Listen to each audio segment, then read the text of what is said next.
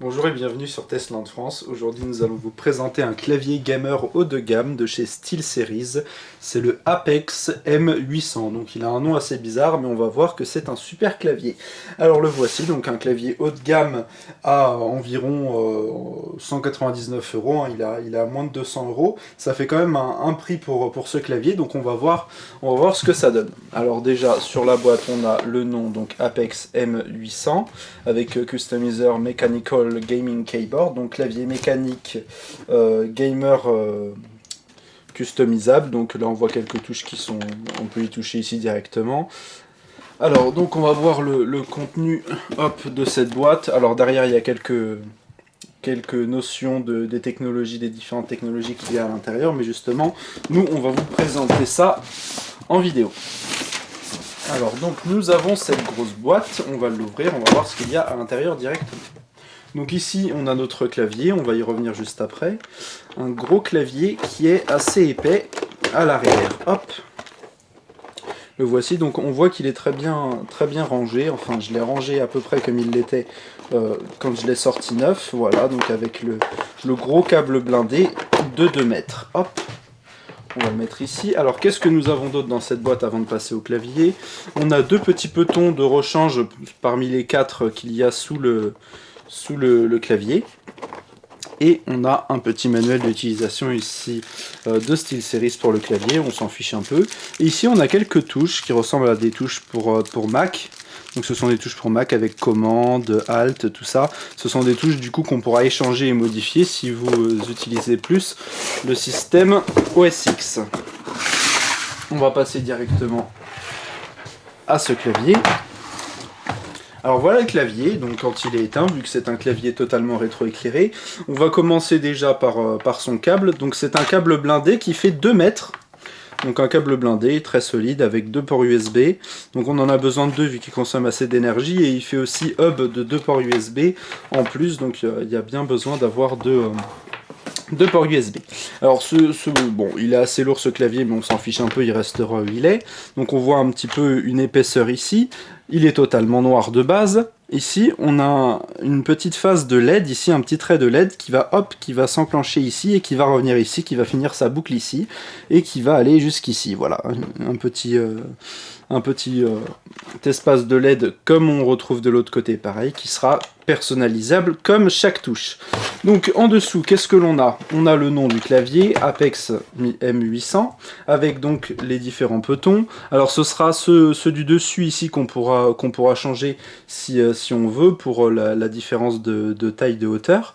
Donc on aura les boutons ici pour les enlever. Enfin c'est pas des boutons, c'est plus voilà pour y accéder plus simplement. Vous voyez, celui-ci est plus fin que ceux qu'on a trouvés à l'intérieur. Donc c'est pour le surélever légèrement, vu qu'il n'y aura pas de clips à remonter directement.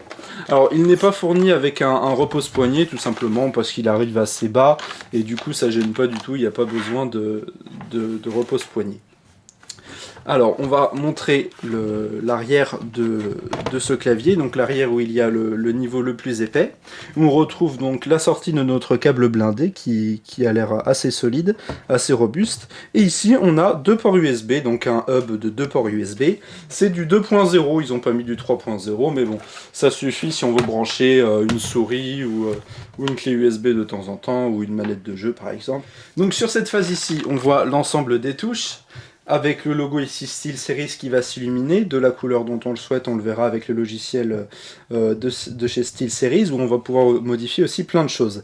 Chaque touche ont une LED à l'intérieur d'elle pour choisir tout simplement la couleur du rétroéclairage. Donc chaque touche a son propre rétroéclairage individuel. Ce qui fait qu'on a 16 millions de couleurs possibles, donc on va pouvoir paramétrer chaque touche comme on le souhaite, faire des trucs assez jolis, assez sympas, et du coup avoir une personnalisation optimale et vraiment très intéressante.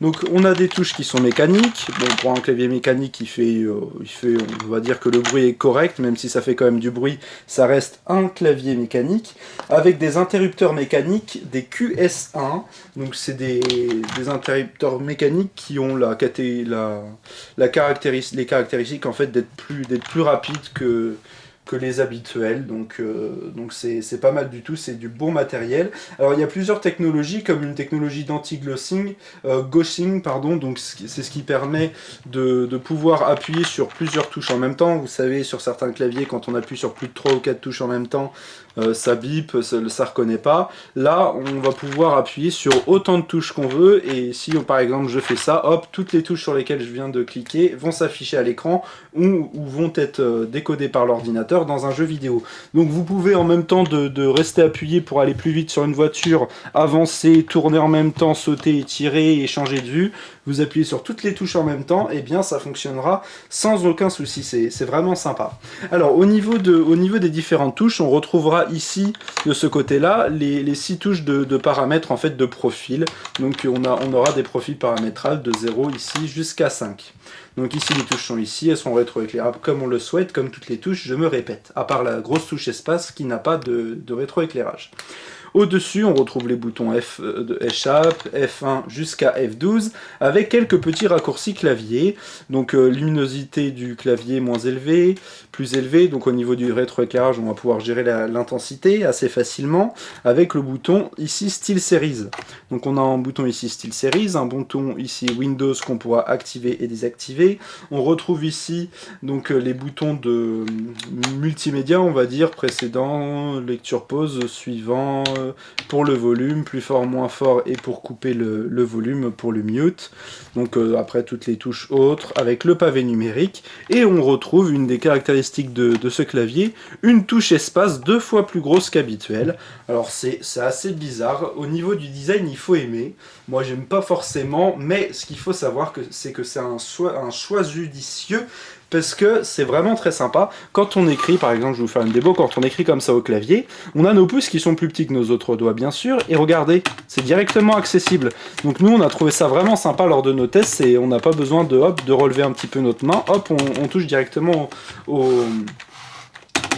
à la barre d'espace. De plus, vu que la barre d'espace est toujours très longue quand on a une touche plus épaisse, ce qui fait que voilà, ça va moins se tordre sur un côté, ça fonctionne vraiment bien, et du coup ça va être une touche qui va être plus solide normalement, qui va normalement être du coup plus solide que la normale. On retrouve ici le bouton entrée qui est ici assez fin, donc parce que généralement des fois on a des touches d'entrée un peu plus épaisse. Voilà, c'est assez sympa. Ce que j'ai vu en premier quand j'ai testé le produit, c'est son aspect de solidité. Voilà, j'ai essayé de le tordre, tout ça. C'est vraiment un clavier qui a l'air super solide. Déjà de par son plastique noir de qualité, un plastique assez épais, qui donne vraiment une note de solidité, et ça on aime beaucoup. Même les touches, je pense que voilà, il va falloir y aller et s'énerver beaucoup avant de faire du dégât. En plus, les touches, elles sont vraiment très solides. Il y a une durée de vie de 60 millions de clics par touche. Donc quand vous aurez fait ça, vous aurez peut-être plus dedans. Au niveau donc des profils paramétrables, je l'ai dit, il y en a 6. Il y a aussi des processeurs internes au clavier, et au lieu d'avoir un processeur, il y a 2 processeurs donc qui gèrent en même temps le mappage des touches, en même temps la luminosité du clavier au niveau du rétroéclairage, tout ça. Donc il y a 2 processeurs qui se partagent les tâches, et du coup c'est pas mal du tout, c'est bien plus pratique pour gérer l'ensemble et avoir une rapidité et une puissance optimale de ce clavier. Donc à présent on va le brancher bien sûr sur un ordinateur, on vous dit à tout de suite. Alors nous l'avons connecté à un ordinateur comme vous pouvez le voir avec le rétroéclairage. On voit aussi que c'est ici du QWERTY, mais bien sûr quand vous le commanderez ce sera une version française, donc en AZERTY, aucun problème, même pour le CLAPS. Ici donc on a sur les côtés les petites tranches ici lumineuses de LED. Donc là il se met de différentes couleurs. On va dire que le clavier là il est en fonctionnement, mais il est en mode veille. Dès qu'on clique dessus, hop, il redevient en mode normal. Donc ce clavier, il a des touches avec les lettres épaisses, ce qui fait qu'on voit vraiment bien les touches, en fait, les lettres, tout simplement, parce qu'il y a certaines marques de certains claviers gamers où même moi, pour mon utilisation, je voyais pas très bien les touches, même au niveau du rétroéclairage maximum, et là on voit que c'est assez impressionnant. Et donc on pourra aussi avec ce bouton activer ou désactiver le bouton Windows. Donc ici il est désactivé, on a juste à rappuyer une fois pour que le bouton redevienne actif. Donc voilà pour l'ensemble de ces touches. Le rétroéclairage, alors nous on a modifié un petit peu le rétroéclairage de ce clavier. Dès qu'on appuie sur une touche, elle change de couleur. Donc c'est assez joli, voilà, on peut faire plein de choses et hop, elles redeviennent de la couleur normale.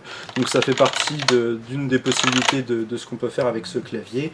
Voilà, après il y a les différents donc, profils qui peuvent être sélectionnés. Alors, on va aller sur le logiciel de SteelSeries, le SteelSeries Engine 3, que l'on a déjà vu avec notre souris SteelSeries ici présente. Donc c'est une souris qu'on a déjà testée sur notre chaîne YouTube. Elle est sans fil, là on l'a branchée au câble parce qu'on n'avait plus de batterie dessus, parce qu'on l'a beaucoup utilisé. Donc voilà, alors c'est assez joli, ça va bien avec, on retrouve le logo SteelSeries, les couleurs qui arrivent, qui repartent, et du coup on retrouve les mêmes 16 millions de couleurs possibles à paramétrer aussi sur la souris, avec un grand tapis de souris aussi SteelSeries assez joli. Donc on va sur le logiciel gratuit de SteelSeries, le Engine 3, donc la dernière version.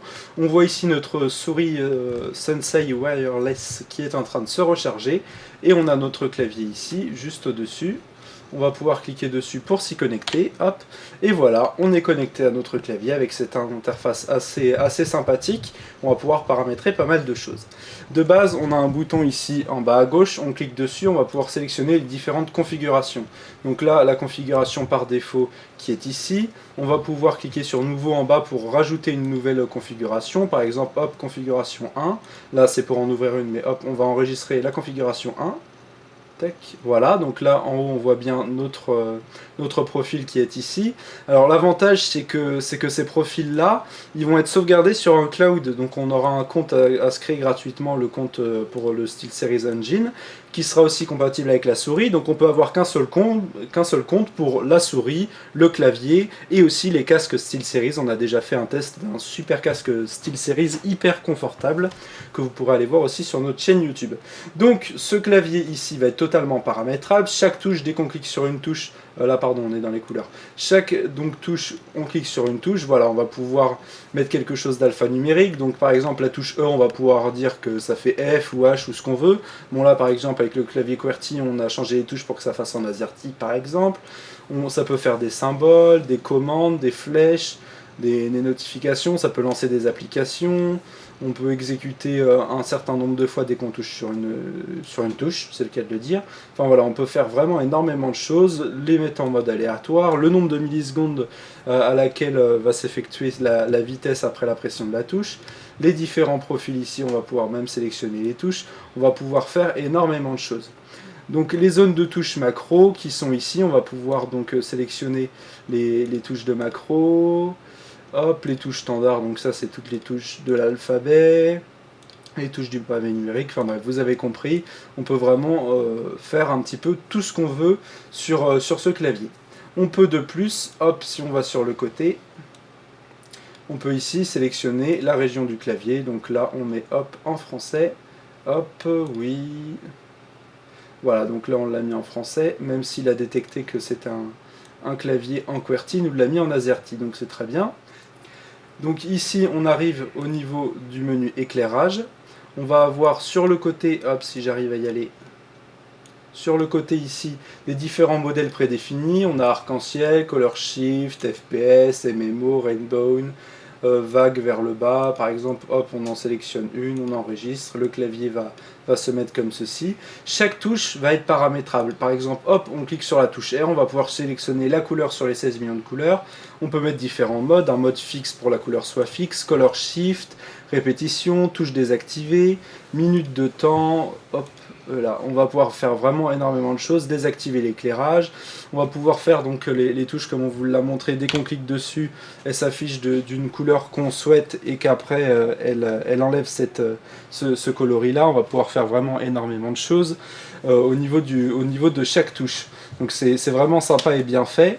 On a donc les réglages d'origine au niveau de la vague, on va pouvoir faire une vague dans ce sens là au niveau de l'éclairage, on va pouvoir faire une vague dans l'autre sens, voilà, on va pouvoir faire vraiment énormément de choses. En plus, le logiciel SteelSeries il va nous permettre donc d'éditer les macros comme on l'a vu précédemment, mais on peut faire aussi un profil interchangeable par logiciel. Donc on pourra sélectionner un logiciel et avec ce logiciel là, on va pouvoir lui dire quand on a lancé ce logiciel-là, par exemple, cette touche-là fait ça, cette touche-là fait ça, etc. Donc c'est vraiment assez sympa, c'est vraiment bien fait. Ici, par exemple, on a la macro de la pression de touche. En fait, ça, c'est de la macro automatique. Dès qu'on lance ici la macro, on clique sur les touches et ça va faire la combinaison des touches pour effectuer la macro en termes de pression. Plus on appuie longtemps, moins on appuie longtemps, en fonction en fait de la vitesse d'exécution dès qu'on clique sur une touche, tout simplement. Donc voilà pour ce qui est de ce logiciel SteelSeries qui est assez complet comme d'habitude.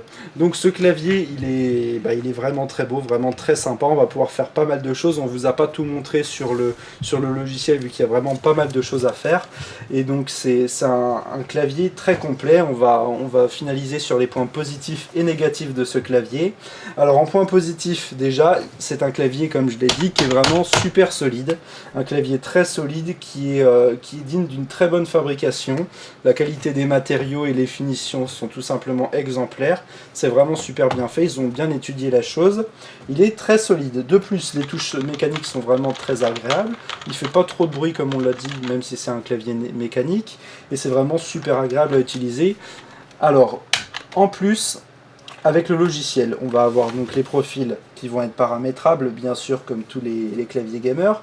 Et donc, ça va être aussi facilement paramétrable au niveau des couleurs, tout ça.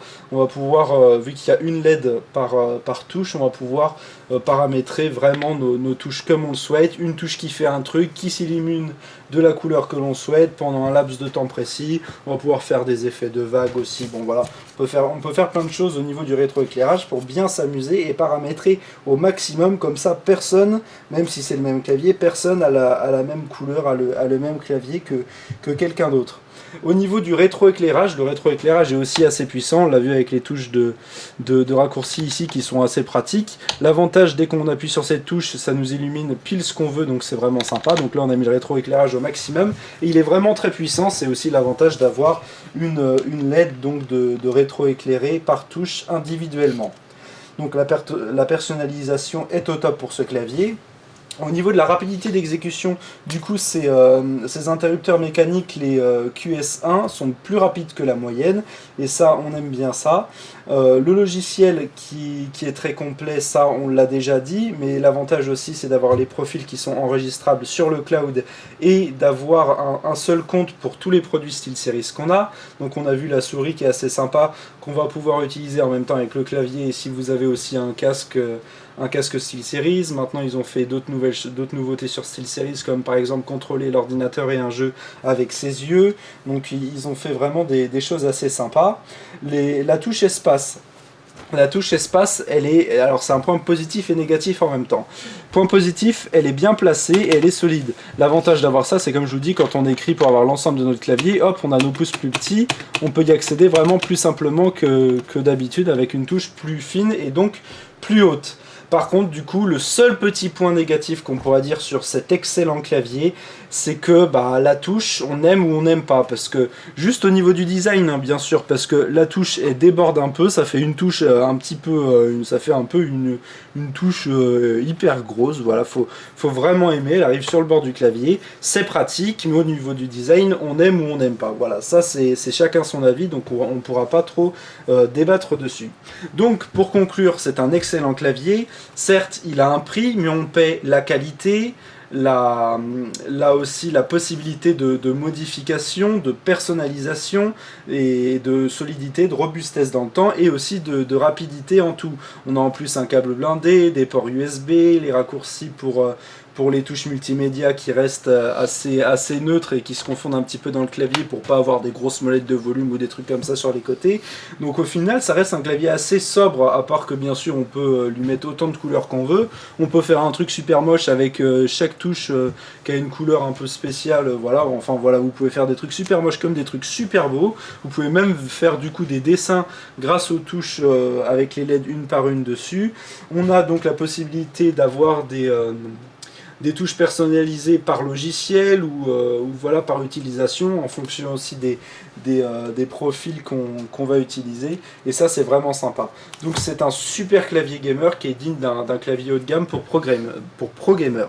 Si vous avez aimé cette vidéo, vous pouvez mettre un petit like aussi sur notre Facebook et un commentaire. On se dit à bientôt pour de nouvelles vidéos sur Testland France.